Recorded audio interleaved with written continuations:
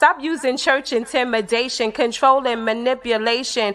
Jezebel and all them spirits fall back, not trying to hear it. Go with Jesus, walk in peace. On your pew can sit that beast that we're fighting in the world. I'm that JC Supergirl, Jesus Christ, belt of truth, arm of God, I'm slaying you. Power of the word, two-edged sword. MC Heaven rocks for her Lord. Thought they crept in unaware, didn't see the gatekeeper standing right there. Not getting down with your tactics, undoctrinal practice.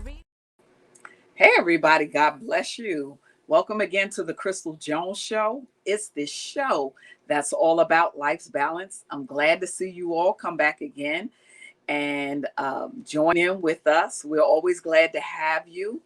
So while we're here, I want you all to know how to get in touch with me. But first, let me give you my information, okay? You can watch my show every Saturday now. All right. The Crystal Jones Show. It has a new weekly air date, time, and channel. All right. It's on Saturdays from 7 p.m. to 8 p.m. on BronxNet.tv, channel 951 and channel 2137. Okay. From 7 p.m. to 8 p.m. every Saturday, you can catch me. You could go to BronxNet.tv and you can go to those channels. Also, if you go to my YouTube page, okay, you can subscribe. Don't forget to subscribe to the page. All right. Like the videos and share them with people. Tell everybody to go to my YouTube page, subscribe to my channel, put a like on my videos and share them with everybody so other people can, enjoy as well. All right. Also, when you go to my YouTube page and you subscribe, you're the first people to get to see my videos as soon as they're done. So you'll get to see them before they actually come on television. You can see me on YouTube as well as on my Facebook channel, my Facebook show page, the Crystal Jones TV show. You have to put in TV so that comes up. If not, something else will come up. All right. So the same thing with YouTube, the Crystal Jones TV show. All right. Also, you can check me out on Instagram at the Crystal Jones TV show. Right now, I have inspirational things on there, but I also will be, figuring out a way to put the episodes on Instagram as well. You can write to me always at the Crystal Jones Show at gmail.com. If you have ideas, questions, whatever you want to communicate with me, you can do so by writing to me, the Crystal Jones Show at gmail.com. All right. So we're going to get right into today's news. Okay. Today's news, since we recently had Juneteenth. All right. And I noticed that our people, again, it's like we get so excited because they do one thing for us. All right. I know that Juneteenth was made a federal holiday and all of that kind of stuff, right? Because it's commemorating the Emancipation Proclamation, when they claimed Lincoln freed the slaves. Okay, did he really free us? All right. First of all, Lincoln was not an abolitionist. Okay. And you could go to history.com and read up on his thoughts toward us. All right. This is also why our people do not like to honor the flag. First of all, let me tell you about the flag. That's an idol. All right. That's something that we as Hebrews, as Black people, in our earlier traditions, we don't bow down to anything that is not God. Okay. The flag is basically, I understand this is their way of saying this is a country and all of that kind of stuff. But the fact that they get so mad that we don't pledge our allegiance to something that's an idol to us, they get angry at that. All right. So if it's just an emblem, it represents something, but no, they really get mad when our athletes take the knee instead of, standing there and putting their hand over their heart and all. I tell you the truth, I stopped doing that when I was in high school, when I realized what this flag represented. All right. Does it represent everybody? No, it really does not. Okay. Today, where are we at with this flag thing, right? So if they're really all about this unity or whatever they claim, and really this flag to me represents just what it represents: white supremacy. Okay, it does not really include us in there, just like the Constitution really was not written for with us in mind. So just because they dangle a carrot before us and say, okay, we're going to give you black people a day off, stop getting out there dancing and acting like, yeah, all right, y'all, this is it. Yeah. No, they have a long way to go before they make amends with us over slavery and everything else. Okay. So it's totally I found it totally ridiculous for us to be that excited over something that these people really are still not in our corner. One of the things I wanted to read to you from history.com is that Lincoln didn't believe that black people should have the same rights as white people. So how was he for us again? Okay. Though Lincoln argued that he claims the founding fathers, all men are created equal, he didn't think that we should have the same social and political rights. So is he talking out of both sides of his face? Basically, this thing that he did was because of the economy. Because as much as they call us lazy and all of that kind of stuff, we did the work here in this country. That's what they enslaved us for. We were brought here because in our own land, which was Africa, we knew how to do farming and all of that kind of stuff that they claim they created here. You'll see different people. I've seen different people putting up that white people created everything, which is a lie. Okay. So, we were brought here to cultivate their land. If they were so smart and all of this kind of stuff, why didn't they do it themselves? Okay. So now you have all of these black people here. Lincoln felt that we should go back to Africa. All right. If you read further down into this article, what he thought that colonization would resolve the issue of slavery. Okay. He believed that colonization, or the idea that a majority of the African American population should leave the United States, settle in Africa or Central America, that was the best way to confront the problem of slavery. Okay, so he believed that we, did not even really belong here, which I agree we didn't, because we came from a greater, to me, the continent of Africa. Come on now, you can't get any greater than a place like that has gold, silver, all the nutrients and everything. And plus, we came originally from the continent of Africa, from Israel. Israel has the best water and all of that kind of stuff. Our tribes were there. But when we got scattered, of course, the Indians, which is the tribe of Gad, they were here before the white people.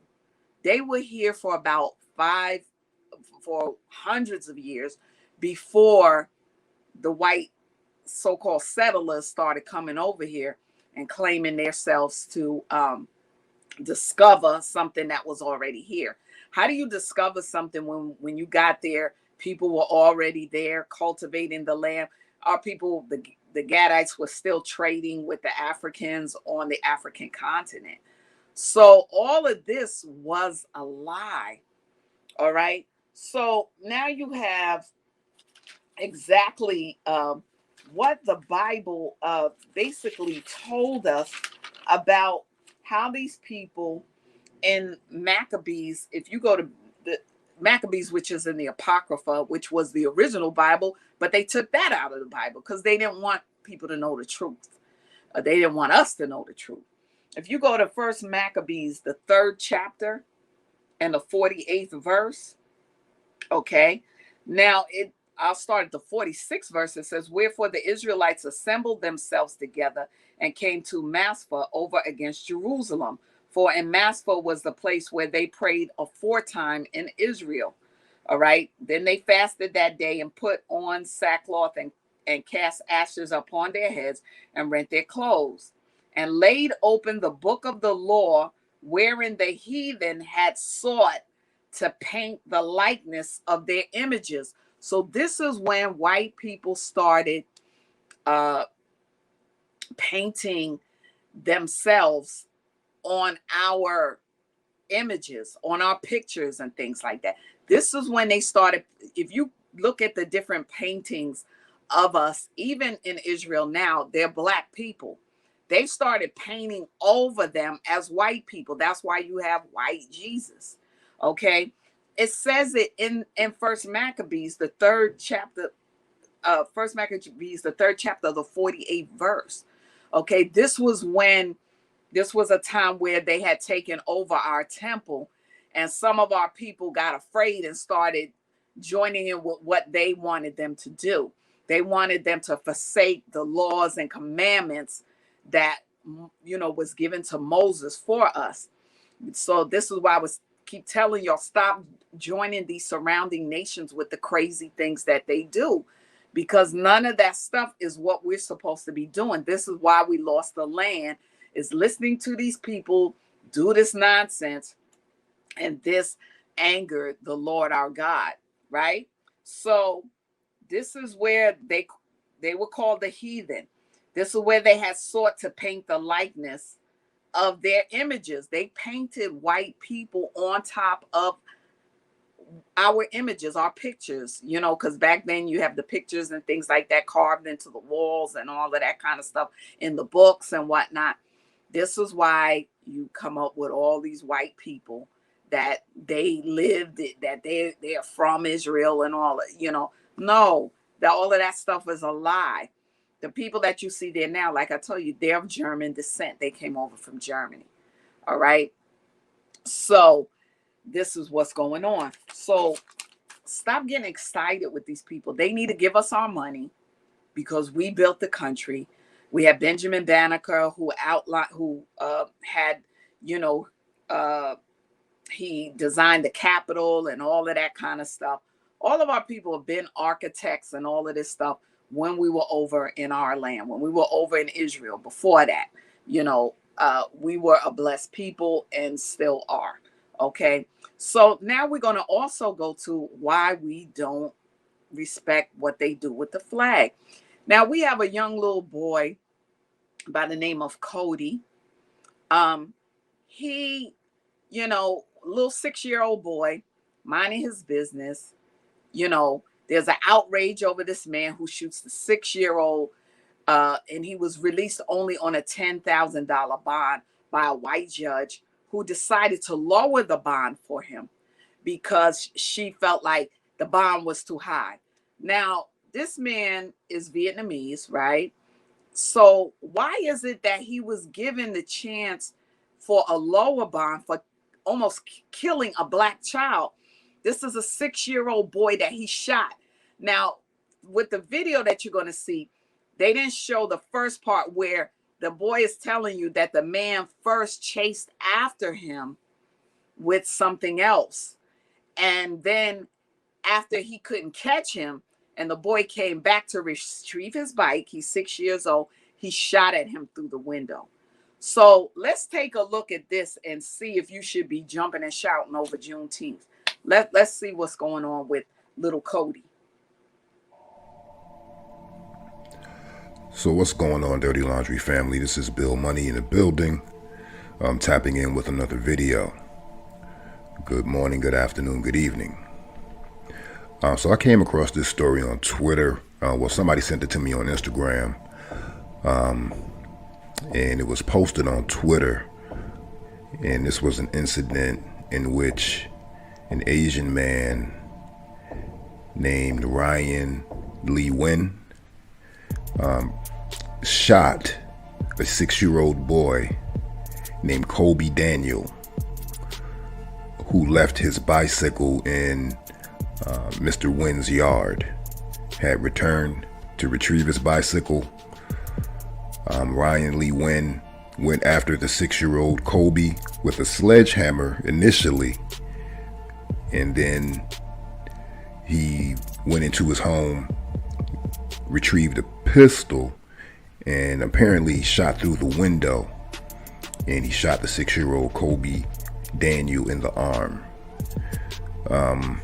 Just wanted to drop this story off. I hadn't heard much about it.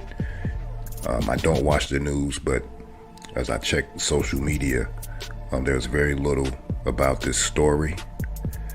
And it was just striking to me, for first of all, that it was a grown man who decided it was appropriate to physically and violently approach a 6-year-old, first with a sledgehammer, and then to shoot at a 6-year-old, to me, was egregious.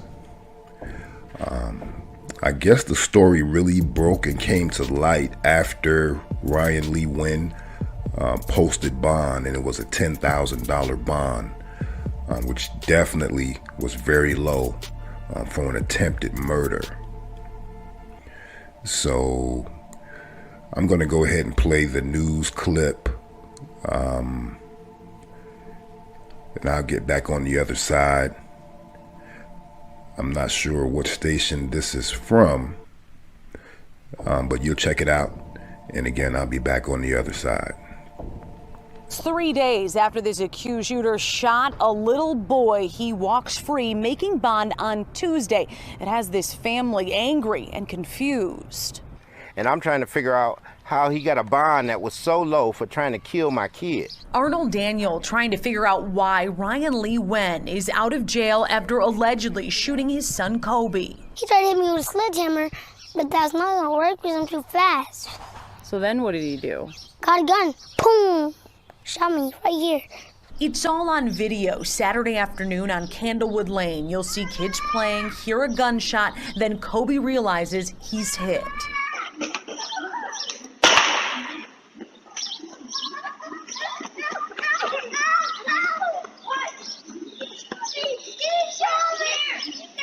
Lee Wen allegedly fired through his front window. The bullet went in Kobe's arm and out the other side. He's bleeding! He got shot!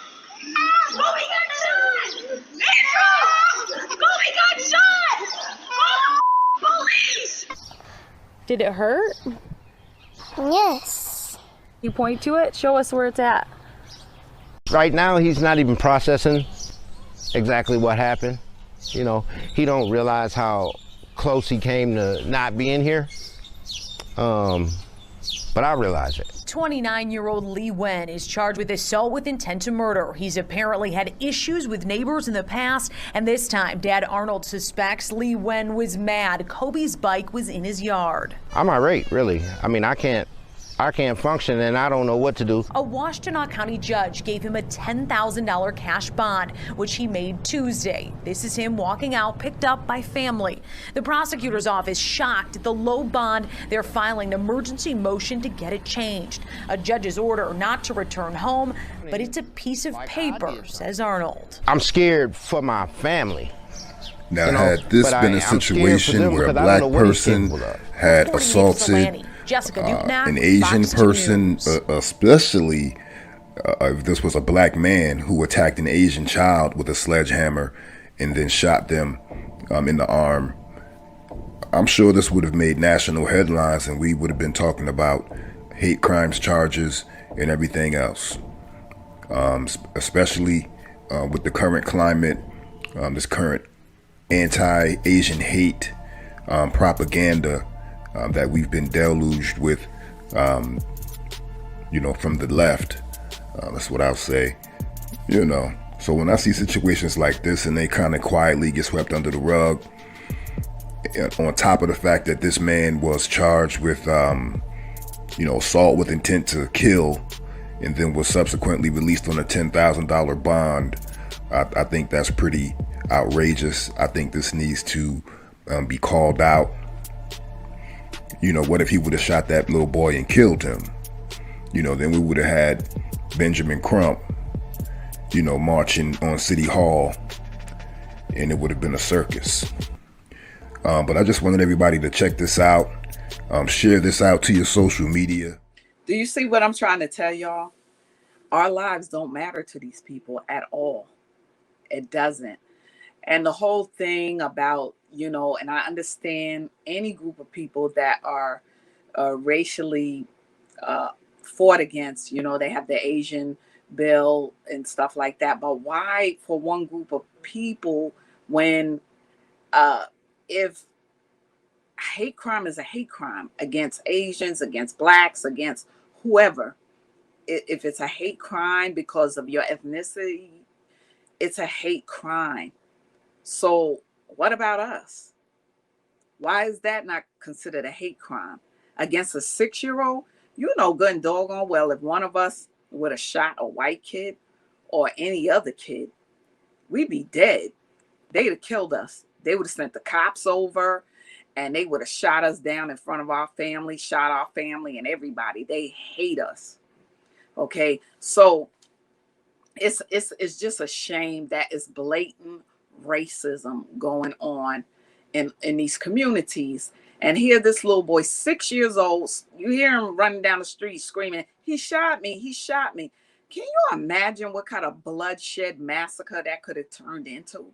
What if his father just went off and, that his father, because that's enough to enrage somebody. I could imagine somebody shooting my child, and shot the little boy in the arm. Are you crazy? This man is mental to be doing that. But I also know he doesn't represent every Asian, because I know Asian people. I work with Asian people and stuff like that. Every group of people has crazy people in it. I'm sorry, it's true. Every white people got crazy people. All people have crazy people within their ethnic group, if they be honest about it. But you need to call it out for what it is. That's a hate crime. That little boy sitting there showing the lady his arm and all of that kind of stuff. I hope to God there's nothing that's, going to happen. And, I'm hoping his arm gets healed and all of that. All right. So stop jumping over everything they do for you, because then they show you again that they don't care about you. Now, the next video that I wanted y'all to see is Seneca Village. Y'all didn't know that Central Park used to be a black village where we had our own houses, our own schools, and all of that kind of stuff. Check this video out. Check that out. Central Park, the nation's first great municipal park, is the shining monument of New York City. It is where residents go to walk or jog, touch nature, and get a fresh breath of air. Without Central Park, life in the nation's biggest city would be pure hustle and bustle, unhealthy, and plagued by air and noise pollution. It's difficult to imagine a progressive city evicting a well-established minority community after arbitrarily paying its residents for their possessions. But that's how Central Park was made, with most newspapers cheering the removal of what they called the insects. In this original Black Excellence video, we will be featuring Seneca Village, the first significant settlement of Black property owners who were forced out to make way for Central Park. So without further ado, let's get started. Seneca Village began in 1825 as a community of Blacks when landowners in the area, John and Elizabeth Whitehead, subdivided their land and sold it as 200 lots. Andrew Williams, a 25-year-old African-American shoe shiner, bought the first 3 lots for $125. Epiphany Davis, a store clerk, bought 12 lots for $578, and the AME Zion Church purchased another 6 lots. From there, a community was born. From its modest beginnings, the village had grown over 3 decades to include as many as 300 residents, numerous homes and gardens, 3 churches, 2 schools, and 3 cemeteries. 70% of the residents were African American and 30% were Irish American. Over half of residents owned their own homes, and the settlement counted several distinguished citizens. And with property ownership came other rights not commonly held by African Americans in the city, namely the right to vote. It was the epicenter of Black political power and the epitome of Black excellence. But the backstory that needs to be underscored is that discrimination was still prevalent throughout New York City and severely limited the lives of African Americans. Many of us have subscribed to the fiction that Jim Crow was limited to the South. But at one time, New York City was the epicenter of the slave trade, holding more Africans in chains than any other city in the country, with the possible exception of Charleston, South Carolina. Despite New York State's abolition of slavery in 1827, it was one of the last northern states to abolish America's evil subjugation. But white New Yorkers continued to relentlessly attack African American institutions, torching churches and blocking efforts to build black schools. Racial terrorism worsened after African Americans would soon be legally free. Slave catchers who roamed the streets seeking to kidnap both free black people and fugitive slaves were a persistent hazard. No Negro was safe. For African Americans, Seneca Village offered the opportunity to live in an autonomous community far from the densely populated downtown and the racial violence throughout. Seneca Village's remote location likely provided a refuge from this climate. It also would have provided an escape from the crowded conditions of the city and access to more space both inside and outside the home. Despite its short history of only 32 years, Seneca Village is understood as a tight-knit community that served as a stabilizing and empowering force in uncertain times. However, the city's prosperity was cut short when the city cleared the way for its hallowed park by evicting the black residents of the land. New York City politicians and their minions in the press set the stage for what they labeled as the Negro removal and went through great lengths to defame the flourishing enclave as a shanty town and rundown community. This country has long embraced an explicit policy of labeling vibrant working class areas slums to justify tearing them down. The city used eminent domain to displace the residents and others, paying the Seneca villagers what it felt was the market value of the land. Some were paid as little as $700 per lot. Ultimately, the black residents were disenfranchised, forced off their land. Less than 15 years after an eviction process that had been documented in the press and in the courts, some villagers filed lawsuits against the city, but were quickly defeated before the project was due to begin. Although we have limited knowledge of what life was like in Seneca Village, we know that the village occupied land along what is now Central Park's western edge, between roughly 83rd and 89th Streets. There is currently ongoing work to learn more about its residents and their lives. In 2011, archaeologists from Columbia University and the City University of New York conducted a dig of the site. They uncovered artifacts such as an iron tea kettle, a roasting pan, a stoneware beer bottle, fragments of Chinese export porcelain, and a small shoe with a leather sole and fabric upper. These items have helped us piece together what life was like for the village's residents. The city's current leaders have wisely seized on the Seneca Village revival to underscore the need for the remaking of the lily-white landscape of historical monuments in New York.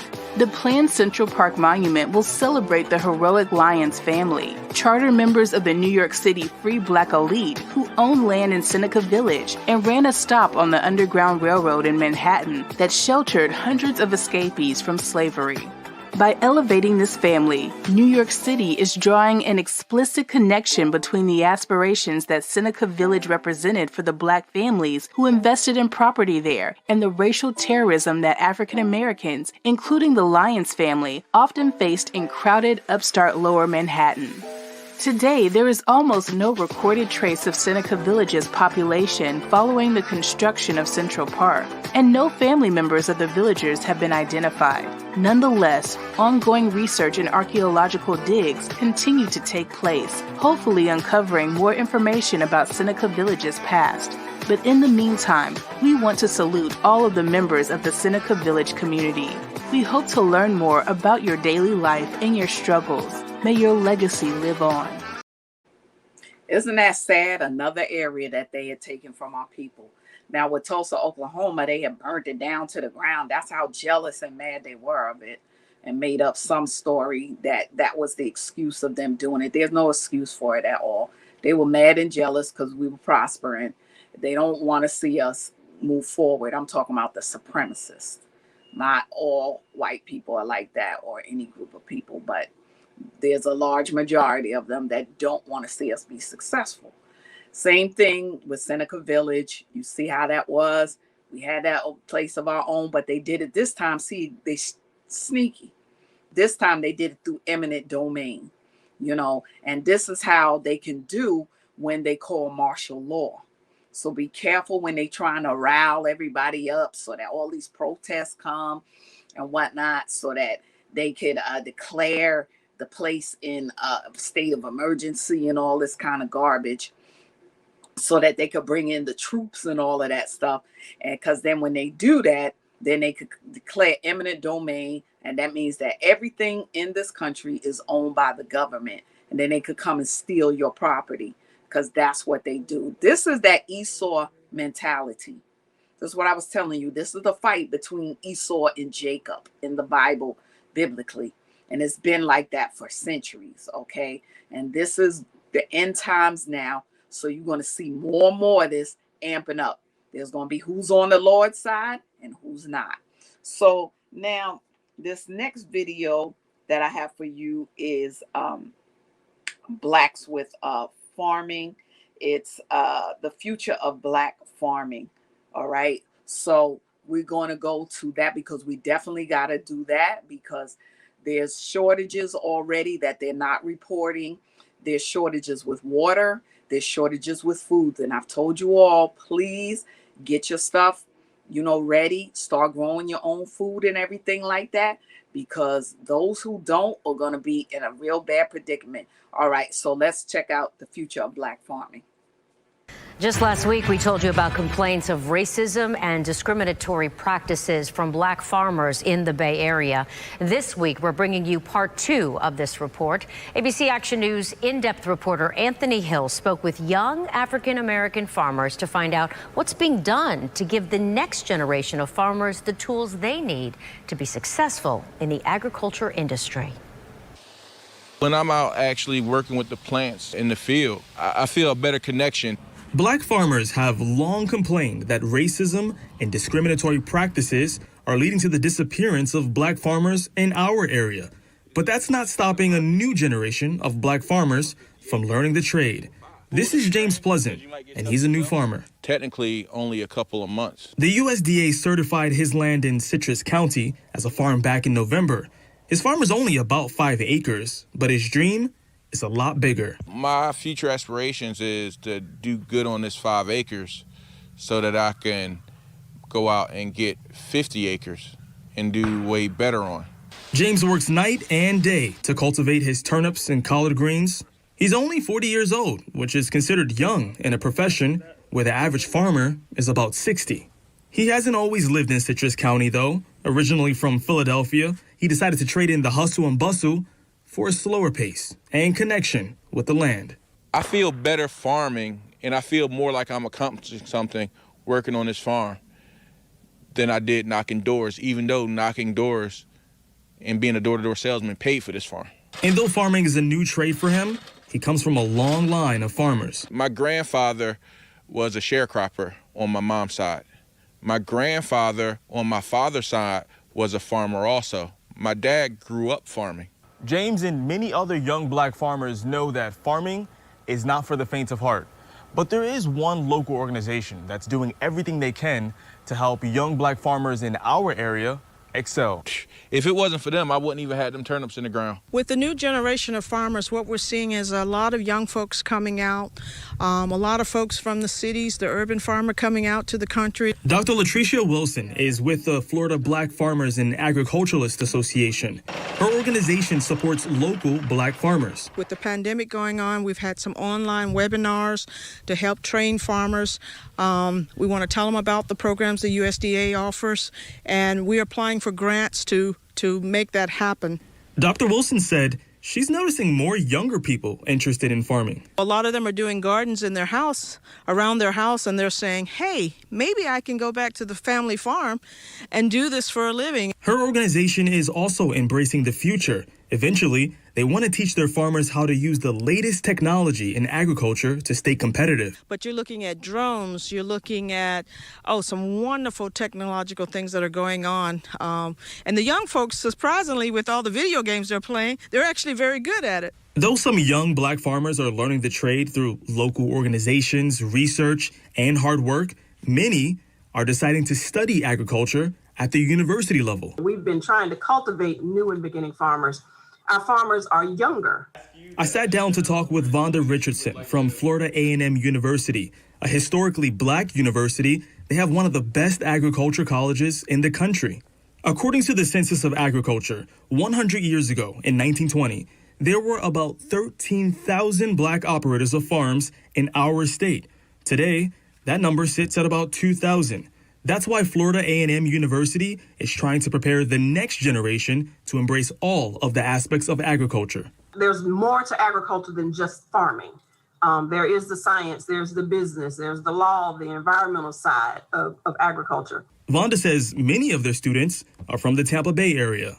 They're also trying to inspire black children to see a future in agriculture through their 4-H program. The program teaches children different life skills through hands-on activities. So people are able to touch. Are you optimistic about the future of black farming?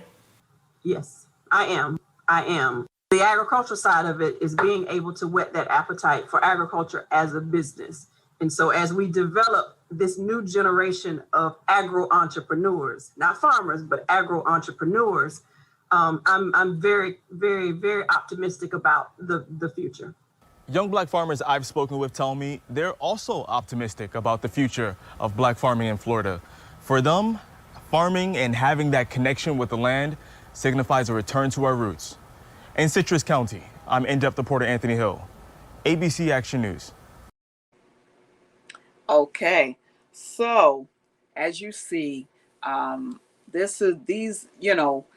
we definitely, like I said, we need to start, getting our own again. We have more communities of our people. So it's not like before in Tulsa, that was the only area. Same thing, Central Park at that time, that was the only area. But we have more areas and communities that are on we're coming up. We're doing a lot. So get with your local people and, start doing things, start growing, get your own gardens and all of that kind of stuff, because we were made to be at the top and not beneath.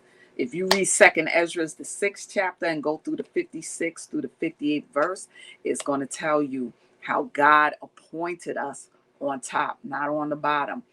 We fell because we were listening to these surrounding nations. We keep getting distracted. Like I said, Juneteenth, that's a little carrot, y'all. Just telling you, hey, here, we're gonna give you a carrot for this. No, we need our money, just like you send billions of dollars every month to other nations that are not even from here. But we built this country, coming here by force and all of that kind of stuff. Give us our reparations. That's what we need, okay? So that we can, build up our communities and all of that. If you so-called gonna, get the wealth gap together or whatever, we need our own communities and our own money. All right. Now, on a sad note, we're going to go to the missing children right quick. We're going to go to Romario Brown for the missing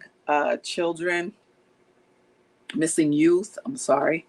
And the first one I believe we have is Romario Brown. Is that him? Right. He's been missing since June the 10th of this year. Now, remember, this is as of today, which is June the 23rd, 2021. As of today, they are still missing, according to Missing and Exploited Children's website. Okay, so just want to make that clear as of today. So hopefully they will be found. Maybe as I'm speaking, they're being found. But as of today, they're still on that list. So Romario Brown, he's missing since June 10th of this year, 2021. He's 16, male, black. He has black hair. His eyes are brown. He's 5'7" and about 160 pounds. If you know anything about his disappearance, please report that to Missing and Exploited Children and to the local police department so that he can be found and brought back to his family. All right. Now, the next youth that I have on the list is Joseph Molina. Okay, he's been missing since June the 4th of 2021. All right, and he is, let me see, I'm sorry, let me just get his what he what you should look out for with Joseph Molina. He is 14 years old. Okay. He's from Burt, New York. He's a white male. He has black hair. He has brown eyes. He's 5'1", and he's 120 pounds. So if you know anything about his disappearance, please get that to Missing and Exploited Children and to the local police department so he could be found and brought back with his family. Okay. So on a happier note, we are going to go to spotlight on our youth today, right? We have spotlight on our youth, where today we have Marley Diaz. She's a 16-year-old activist and author. So I want you all to check out this lady. She is so mature for her age and just so ready to do what she has to do. And so let's check her out. Let's listen to her video and see what she's been up to.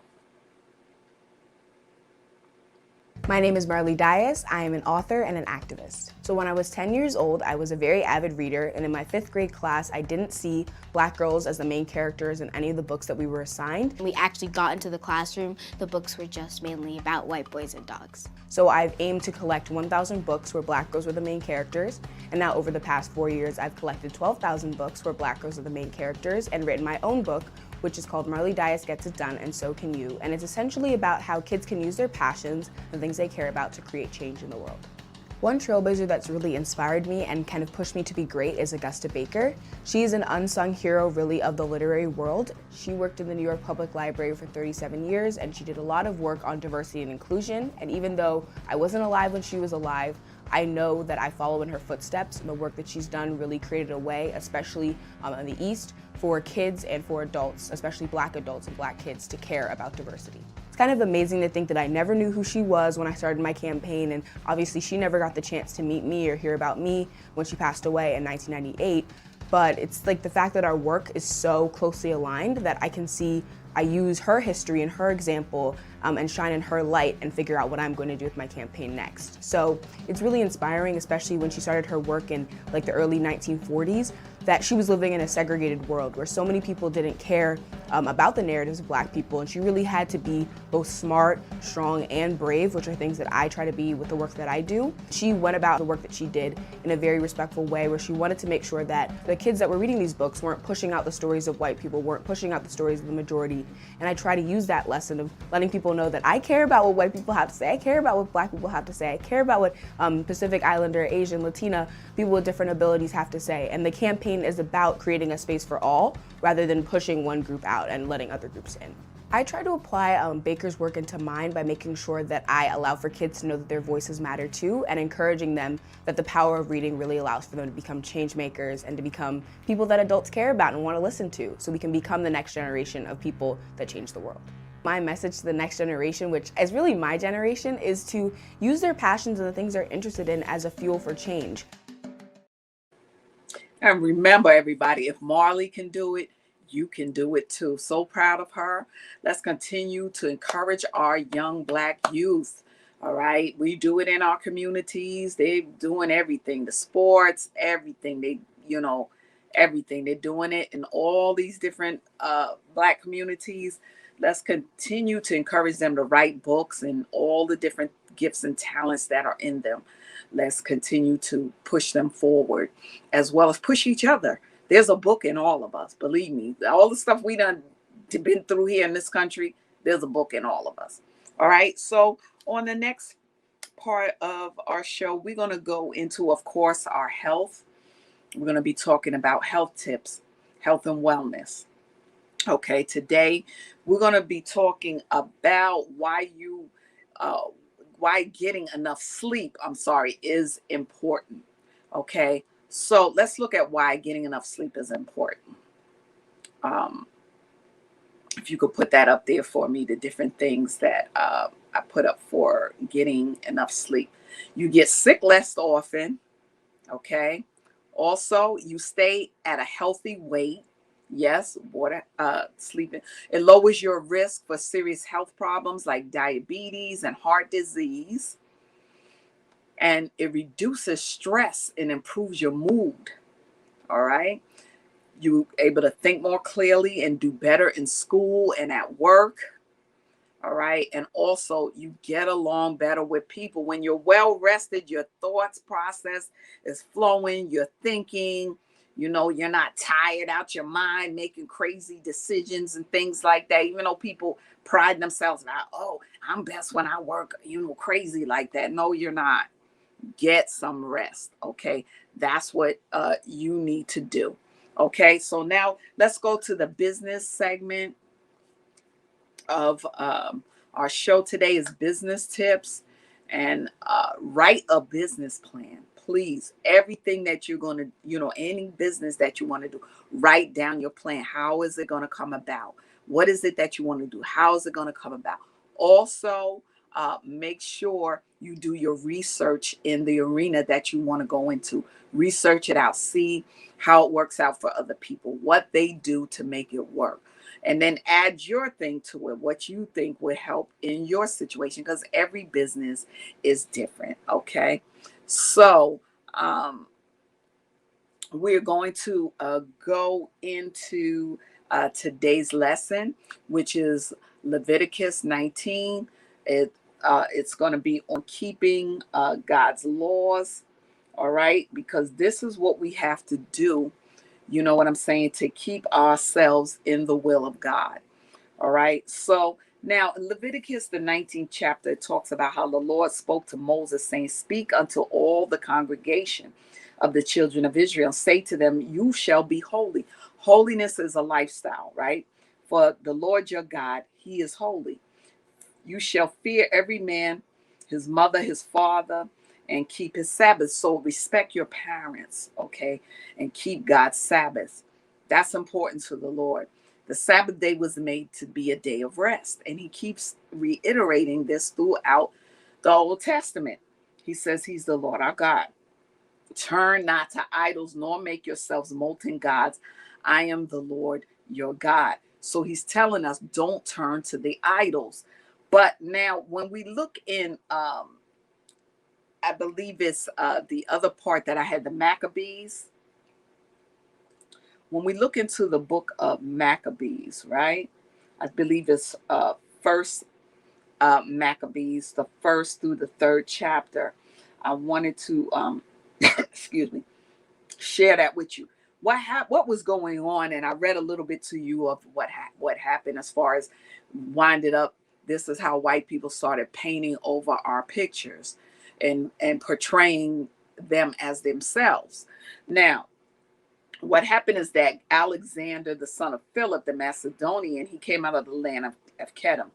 He had smitten Darius, the king of the Persians and the Medes, that he reigned in his stead, the first over Greece, right? So he made many wars and won many strongholds and things like that, right? So what happened, he reigned 12 years, then he died. And then his servants bared rule over, one in his place, right? And after his death, they put crowns upon themselves, and so did their sons after them many years. And evils were multiplied in the earth because these were wicked people, right?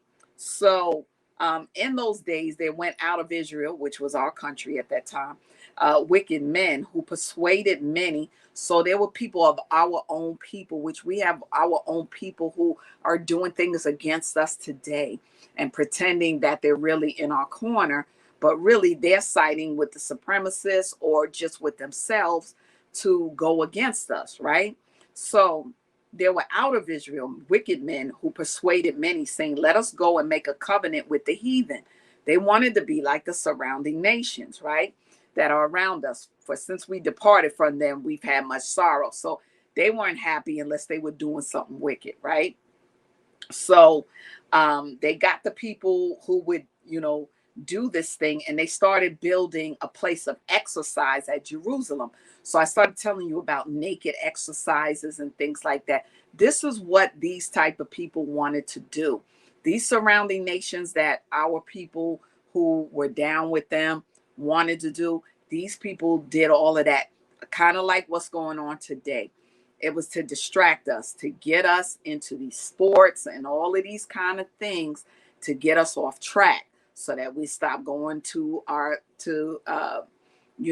synagogues and our churches and things like that, and start us thinking more about sports, and that's more important than God, and that all of these other weird things. Whereupon they built a place of exercise at Jerusalem according to the customs of the heathen, and made themselves uncircumcised, and forsook the holy covenant, joined themselves to the heathen, and were sold to do mischief. Now, when the kingdom was established before Antiochus, he thought to reign over Egypt, that he might have the dominion of 2 realms. Wherefore he entered into Egypt with a great multitude, with chariots, elephants, horsemen, and a great navy. He made a war against Ptolemy, king of Egypt, but Ptolemy was afraid of him and fled, and many were wounded to death. Okay, thus they got strong cities of the land of Egypt. Okay, this is where you starting to see where white people came into play, because before that, they really weren't even on the scene. Okay, because God made us from the dirt of the earth, and the dirt is black. So the first people were jet black people. All right, so we lightened up over the years because of when white people came on the scene, which was through disease and stuff like that. That white complexion came from the different diseases that made your skin complexion turn white. If you read in the Bible about it, you'll read about the different diseases that cause skin whiteness. So that's how people started to, and then they moved to other areas of the earth, and they were in the caves, like the Caucasus Mountains and all of that kind of stuff, like I explained, right? So after Antiochus had smitten Egypt, he returned again in the 143rd year, and went up against Israel and Jerusalem with a great multitude. He entered proudly into the sanctuary and took away the golden altar. So they started to come into our sanctuaries and stuff, and remove the things that we had. When I took you through the teaching of the Levitical priesthood, you saw the different things we had. A lot of that stuff was made of gold. We had a lot of gold, from our land, because we lived on the continent of Africa, right? Plus we obtained gold and things like that when, we had Solomon, who was, king at one time, and different ones. Because like I told you, Abraham was rich. His father was filthy rich, right? So now he entered proudly into the sanctuary and took away the golden altar, the candlestick of light, and the vessels thereof, and the table of showbread, and the pouring vessels, and the vials, and the censers of gold, and the veil, and the crown, and the golden ornaments that were before the temple, all which he pulled off. Now, a lot of those things were taken through, and given to, like, a lot of the things that the Catholic Church have now and stuff like that. A lot of those things originally were stolen from us. All right. And when he had taken all away, he went into his own land, having made a great massacre. All right. And spoken very proudly. Therefore, there was great mourning in Israel in every place where they were. Right. So I don't have that much time left, y'all, but I'm going to try to get in it all in that I can. So the princes and elders mourned, and the virgins and the young men. So you saw a lot of people, of our people who wanted to do right. They were mourning over this, because what they were trying to do is desecrate our temple. They wanted us to join with them and do all of these filthy things that they were doing, right? They were into all kind of weird sexual practices and everything like that. So you do it through the sports. You get the young people. If you notice, that's why they always traffic young people. They always do things to ruin your heritage. And that starts with, your young people. If they could get them into weird kind of things, because our young people are good at sports. So they get them in there, and then they start having them do other things, make other deals with the devil, if you know what I mean. And then our young people, they're playing the sports and they're doing well, but they're also doing all this other stuff, you know. And then, you know, they get married 4 and 5 times. They messing with all these women from all these other cultures and all kind of stuff. And next thing you know, our men are a hot mess. Same thing with our women, to get them into all these sports and all of that kind of stuff. And the coaches trying to have sex with them and all of this kind of weird stuff. And then, you know, our young women, then they crazy, you know. So this is why I say, leave these surrounding nations alone and focus on us getting back to the glory and the honor of our God. That's how we were blessed originally. Okay. So moreover, you have King Antiochus wrote to his whole kingdom that all should be one people. You hear that happening now. They trying to do the one world order. So when they do the world order, they're going to want everybody to forsake their nations and things that they believe in and all of that, and do all of this craziness that's going on now in this country.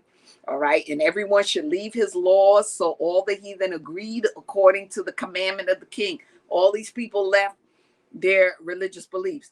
Yea, many also of the Israelites consented to his religion and sacrificed unto idols and profaned the Sabbath. That's why we're in the mess that we're in, is our people agreeing to these surrounding nations and their foolishness. For the king sent letters by messengers unto Jerusalem and all of that kind of stuff. So at the same time that he was doing all of this, polluting our sanctuary, getting our young people to join they had something called naked sports and all of that kind of stuff. And this is what caused us to lose the land. All right. So in my closing remarks, I just want to tell y'all, stop following these nations. Stop, getting along. Take a stand. It's not worth it, because in the end, you're going to pay for it. You're going to be the one that's going to be out and ousted. All right. Even their own people, they've deceived them to thinking that supremacy is the way, but they're going to start amping it up on them too. All the Karens and Kens, they're going to be next as far as on their little program. So don't follow everything that these people tell you to do, and you know it's wrong to do. All right. Follow the Lord God Almighty. Get into the apocryphal books. They're a blessing. All right. So now I'm just going to remind you, when you go to my YouTube page, like it, share it with everybody. Okay. And subscribe. All right. Remember, I have a new show time. I'm on Saturdays from 7 to 8 p.m. You could go to bronxnet.tv and you'll be able to see my show on Saturdays from 7 to 8 p.m. Channel 951 and 2137. Or, you can see me on my Facebook and YouTube pages. Also, you can visit me at Instagram. Okay, see what I'm doing on Instagram at The Crystal Jones Show. And you could always write to me, thecrystaljoneshow@gmail.com. All right, so thank you all for joining in, and God bless you. God keep you is my prayer, but you stay balanced and stay aware. God Stop bless using you. church intimidation, control and manipulation. Jezebel and all them spirits, fall back, not trying to hear it. Go with Jesus, walk in peace. On your pew can sit that beast that we're fighting in the world. I'm that JC Supergirl, Jesus Christ, belt of truth, arm of God, I'm slaying you. Power of the word, two-edged sword. MC Heaven rocks for her Lord. Thought they crept in unaware, didn't see the gatekeeper standing right there. Not getting down with your tactics, undoctrinal practice.